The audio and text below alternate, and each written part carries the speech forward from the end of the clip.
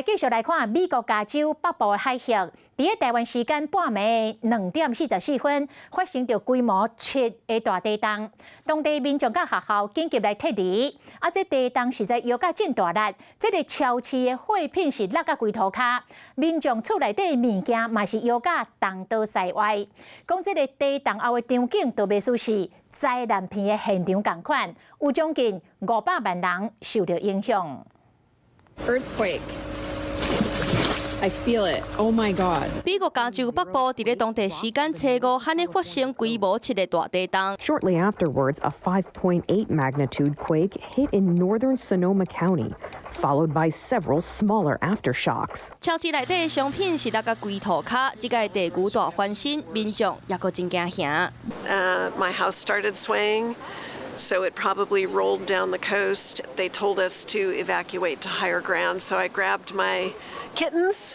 They're in the car, and the three of us drove uphill. 学校这边嘛，赶伫第一时间紧急甲学生疏开到外口来避难。经过天桥地震，有人感叹也阁活咧，嘛讲加载地震无带来偌大的损害。Apart from just we're all cleaning up a mess now in our houses, which we're extremely lucky. I don't see any major damage, any major structural damage. 不过当地一间有100年历史的旅社就无遐尼好运，大门就安尼倒落，内部是更较凄惨。加州州长就随出面来安大民众。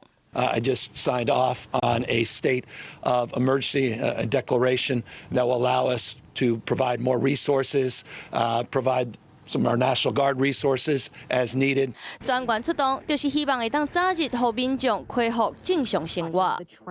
Hello， 我是蒋欣梅，想要抢先掌握最及时的新闻资讯吗？赶快订阅、按赞、开启小铃铛，锁定华视新闻 YouTube 频道。